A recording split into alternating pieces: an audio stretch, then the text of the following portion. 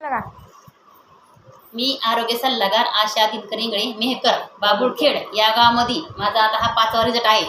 तर आईला आधी आईपासून सुरुवात झालेली आहे। तर आईला आधी काय त्रास होता आणि अमृत ज्यूस आणि आर्थोगेन आईला काय फरक पडलाय तर तुम्ही आईचं तोंडून ऐका। तुमचं नाव सांगा। परवाबाई खोकले जोरात बोला। हां परवाबाई खोकले हां तुमचा त्रास माझे इथले टोंगळे दुखायचे पहिले। हां नंतर शेगावले गेले हां तर पडली मी गाडी आदळली हां, हां. कंबर टिसलं हां कंबर टिसलं तर मला 3 महिने पट्टा होता। हां अशी सारखी बेडवर पडेल होते। हां उठ बसता काहीच करता येत नव्हतं मला। म्हणजे तुम्ही खुर्चीवर बसला असायच्या म्हणजे खाली तुम्ही अजून बसल्याच नव्हत्या। 3 महिने लगे बेडवरच आणि मग त्याच्यानंतर 4-5 महिने खुर्चीवर। हां आता हे औषध घेतल्यापासून मी 2 घंटे खाली बी बसू शकते। मांडी घालून? मांडी घालून बसते, टोंगळे दुखत नाही।